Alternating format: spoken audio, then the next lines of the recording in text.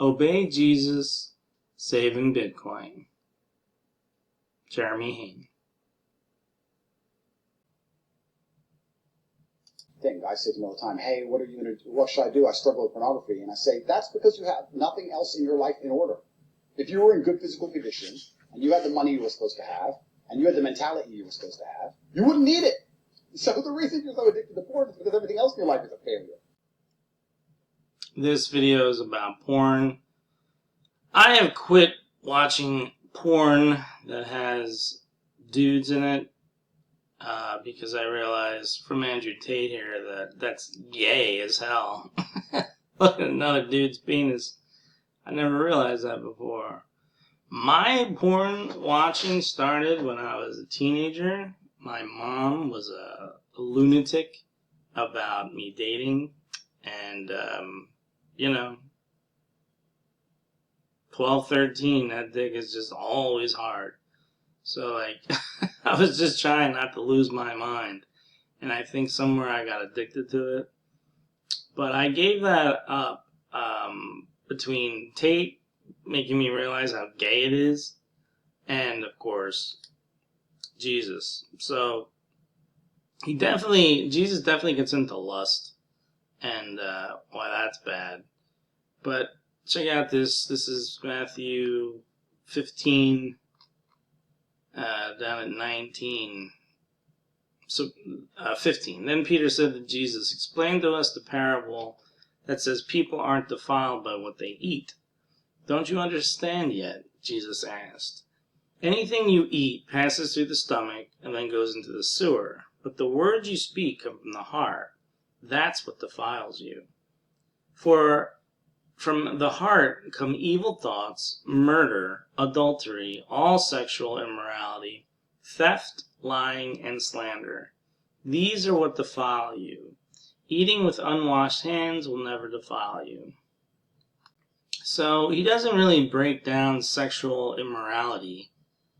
But definitely Jesus is against adultery. And then he says, oh wait, he does go into lust.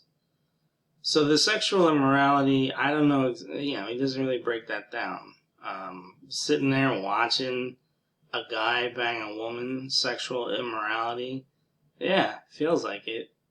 Like once you're out of it and you don't do it anymore, you're like, why am I watching another dude have sex? Weird. There's another note about this, and, when I first started watching, I don't even call it porn, it was just like a naked chick on some movie that I found on a video cassette. Tanya Roberts in Beastmaster, or, what else? What else did we have that I would watch as a kid? It was just so hard to get any kind of, just female, influence in my life. My mom was such a warden about it. Then you find porn, and you're like, oh, these are women having sex. So then you go into your imagination, and you just pretend that that's you. And the next thing you know, you're just watching porn, assuming it's you. That's why, when it cuts to a dude's face, you're like, it's another guy. It shatters your delusion. It shatters the madness that's going on in your mind, because you're just so backed up and desperate. That is why I just can't watch women having sex with dudes anymore. I'm clear-headed now. I understand. You just can't. You're watching a dude. It's gay. It took Tate and Jesus, the combination. My girl said this to me years ago. Are you gay? And I was like, what? No, we're together. She's like, how can you be watching porn? There's other dudes' penises in there. Well, I don't think she said it just like that, but yeah, and then when I told her I gave up watching porn, because what Tate said, she's like, I told you that. And I was like, yeah, you did tell me that.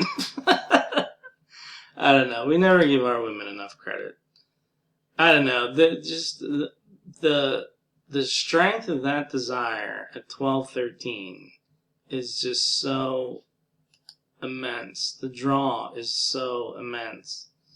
And I guess there are definitely rules for it, right? If you want to go over here, you gotta follow what Jesus says, or you risk this. Now, he also does say simply believing in him gets you up here when you die. But then he says, you know, you gotta follow what he says too. So, I don't know. I'm a beginner Christian. I went to Catholic school for 12 years plus kindergarten, and well, I just never bought any of it because the people speaking for Jesus were so mean. Catholic school faculty, teachers, principal, helpers, they're just mean people. In elementary school, mean kids too. It wasn't until high school that I met a bunch of really nice students. But even in high school, the faculty was just so mean for the most part. A couple of nice ones, but I just couldn't get over like the meanness and the hostility, the emotional abuse and torment they would put on some people. I should have been homeschooled. I'm too smart for school. Just too smart for it. It held me back. I know that for sure. I know. My parents did the best they could. But again, they started early. My dad knocked up my mom at 16. Had my brother at 17. Had me at 20. All they could afford was a bad neighborhood. Those kids were bad. When I was among them, I was bad. Like, I was no angel, Maybe that's why I love that movie, Angels with Dirty Faces, so much. I love that movie. But I recognized at the time, as much as you love watching Jimmy Cagney just tear up the scenes, he's so good in that movie, you don't want to be like Rocky Sullivan. But you don't want to be like the boring priest either, right? You want to, a normal life. And you definitely don't want to be like the dead-end kids, and you definitely don't want to be like the crooked cops or the gangsters. It's funny, now that I think about it, there's not one male figure in Angels with Dirty Faces that you want to be like. It's a collection of cautionary tales and characters of what not to be. Yeah, porn definitely rots your brain. I think I saw this. Let's see if I can find it. Also, Jesus gets very specific in Matthew, where are we at? 5.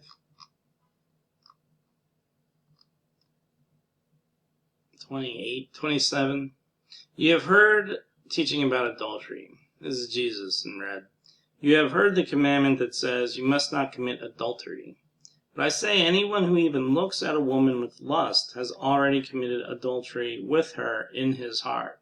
So if your eye, even your good eye, causes you to lust, gouge it out and throw it away. It is better for you to lose one part of your body than for your whole body to be thrown into hell. And if your hand, even your stronger hand, causes you to sin, cut it off and throw it away. It is better for you to lose one part of your body than for your whole body to be thrown into hell. I did this picture on ChatGPT. Choices have consequences. That is definitely true. So I don't want to interpret Jesus. I don't want to break down his quotes. That's what he said.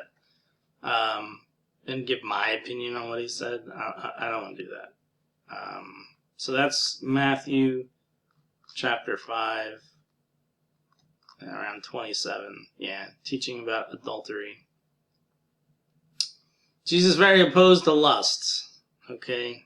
So if your eye, even your good eye, causes you to lust, gouge it out and throw it away.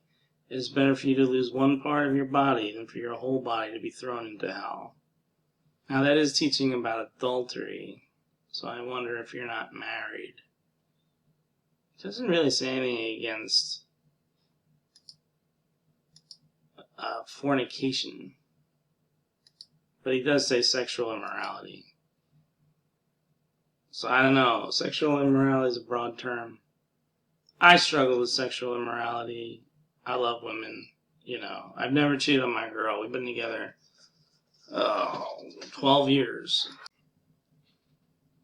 One more note on this. It's hard to, of like the 7 deadly sins, it's the lust that hurts. That's the hardest one to overcome for me. Probably after that, sloth. Not greedy. I don't envy other people. I don't go into rage bursts. Not particularly vain. The lust is the hardest one to overcome. And for anybody that's struggling with that, you know, I do find peace. You know, after I do like a Bible video and I read a chapter of Jesus's quotes from the New Testament, it makes it harder to sin, and it makes it easier to fight temptation. But I've also found if you really, and I've never cheated on my girl, but yeah, of course there's temptation. Just stay the hell away from women. That ain't your girl. I know that sounds incredibly restrictive or whatever, but just stay the hell away from women that ain't yours, and you'll be fine. And if you do get stuck in a room with them, with a woman that isn't yours, you know, try not to engage, man. Try not to talk. You know, I know we get reflexes. I'm 44. I have certain flirting reflexes. Try not to engage, man. Just look at the ground. Just look at the ground. Yeah, you'll come off weird and antisocial, but at least you won't cheat. Right? Alright, thanks for watching. Obey Jesus, saving Bitcoin. Jeremy Hain.